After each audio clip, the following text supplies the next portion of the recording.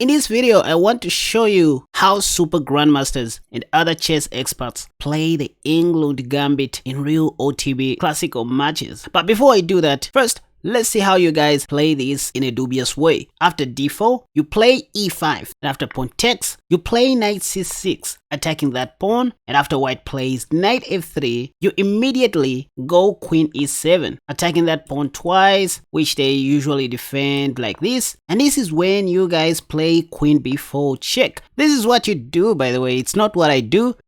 With this queen b4, you are attacking the things, and you hope for this continuation that white should block with the bishop, and then you take on b2 with your queen, threatening to take the rook. And then you wait for this move bishop c3, which intends to defend the rook so that you can surprise your opponents like this, pitting the bishop to the king. And after queen d2, you take. After takes, you mate. This is how you guys play the Englund Gambit, and I understand we are all coming from here. It's not much of a stretch. But the problem with playing like this is white doesn't have to play bishop c3 after you take on b2, right? All they have to do is to play knight c3, and you still can't take the rook. If you play bishop b4, for example, they can just go rook b1, and things are already bad for you. You only have queen a3 here, after which they play knight d5. Look at you! What are you doing? They just want to take on c7 and win the rook, and this is where most of you are forced to exchange bishops. They take back with their queen, and then you go king d8 out of desperation, and it all starts getting worse after this move pawn to e4, where they pave way for their light squad bishop, and there is little that you can do to stop them from attacking you. Say you play knight e7, cause what else? And now they play bishop c4. Your king is on the middle of the board. You have no better continuation. Worse off, if you take on d5, they play bishop takes, and after queen e7, they take your other knight. You take, they castle short. This is why this kind of Englund theory is outdated. Nobody plays this at the top level. The other way you play the Englund Gambit is as follows. After d4, e5, and pawn takes, instead of knight c6, you first of all develop your dark squad bishop like this, and after knight f3, you play pawn to d6. The moment white takes, you pre-move knight e7, trying to look smart or telling your opponent to take your knight so that you can win back their queen. See that after bishop takes f2, white's king can't escape due to your queen,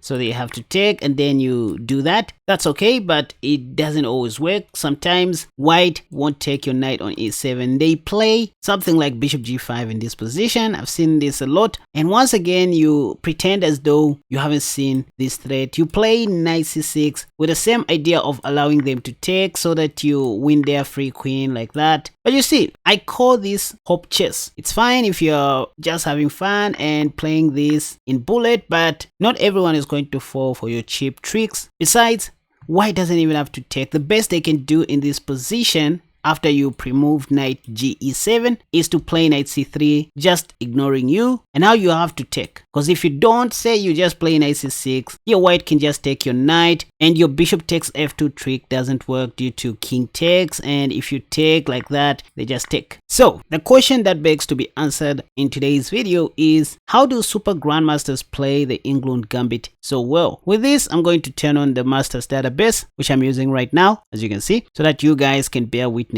d4, pawn to e5. So you can see grandmasters do play these things as well, even in over the board games. And it seems this grandmaster by the name of Golubo Savelli loves playing the Englund Gambit. Anyway, pardon my pronunciation if I didn't do well. Not to mention that there are other notable GMs who have won games with these dubious gambits. So it's not really that dubious, by the way, which is why they obviously play it. After d takes e5, what grandmasters like doing is to play knight c6. And after knight f3, this is when they play pawn to d5.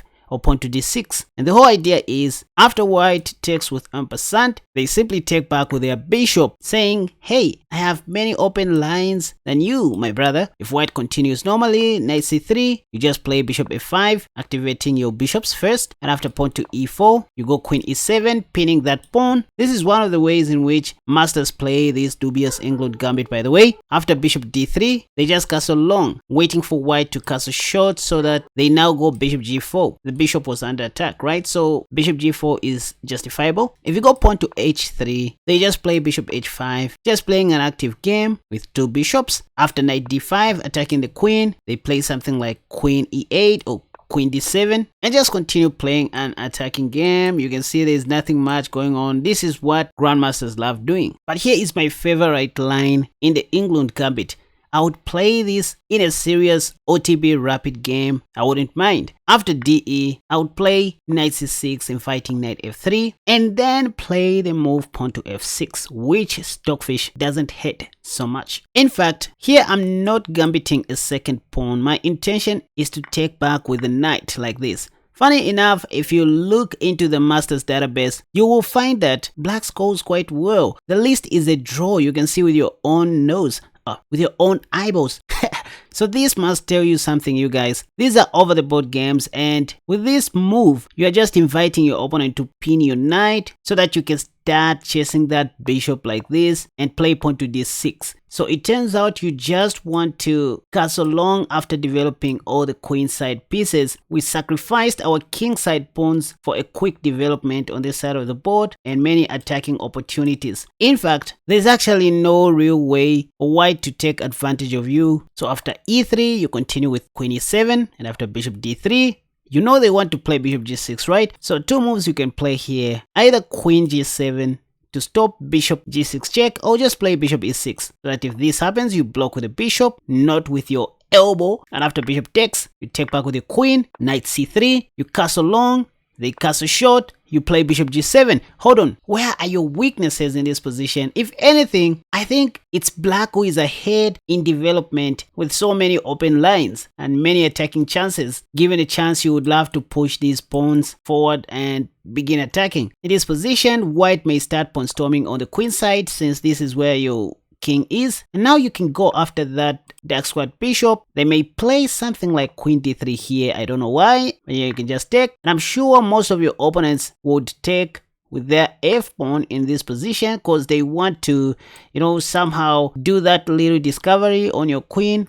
But here you can just play queen e6. You don't want to keep your pieces, especially your queen, where there's a pin or an indirect pin. Knight d5 may be played, just a move anyways, and maybe enticing you to take on b2 so that you can help them open the b file. That's where they would love to start attacking from. So, but you don't have to take. You just go rook he8, bringing all your pieces into the game. Knight e5 is okay in this position, but I would consider playing g4 first, chasing that knight away, and then play knight e5 to dominate. Don't just make a mistake of, you know, opening the queen side for white. And this is how you can continue playing the Englund Gambit like a professional. Right, here we have a game, d4 e5.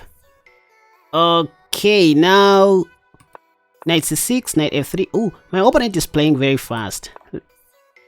Yep, they probably removed pawn to c3, which is why they didn't have time to take.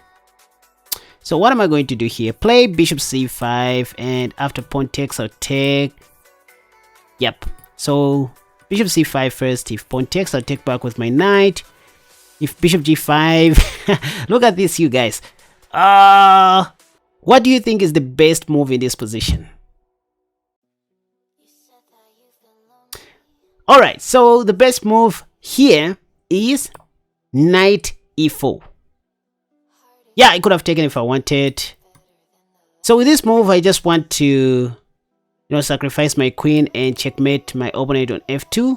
So the move that my opponent should play here is bishop e3, after which I'm just going to take with my bishop. This is a very simple trap that I forgot to cover in my tutorial video, and this is a 2335 rated opponent, by the way. See how they are making miserable moves. Oh, am I? Anyway,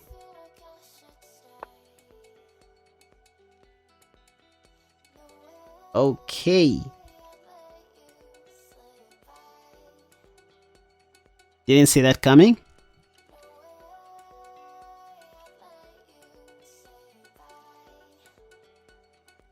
I guess I can just take on f2 with check. And then take this, right? Okay, nice defense. I didn't see this.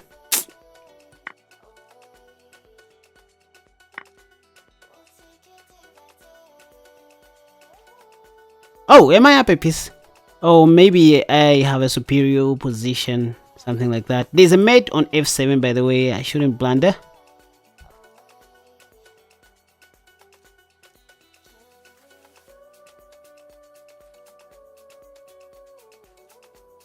Seems like I'm doing great.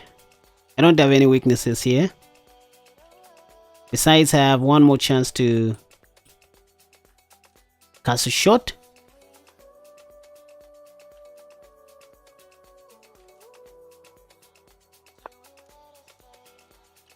Okay, there we see knight d2. I guess d6 is a principal move.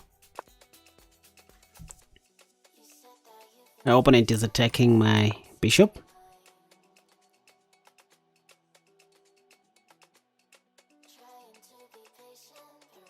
That was a nice defense, by the way.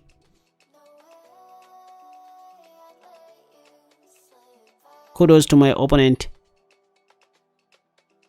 for having special eyeballs. You see, your head was meant to think. Your head should not only be a container of eyes. Make use of your mind. Okay, bishop e6, easy peasy. If check, I have this.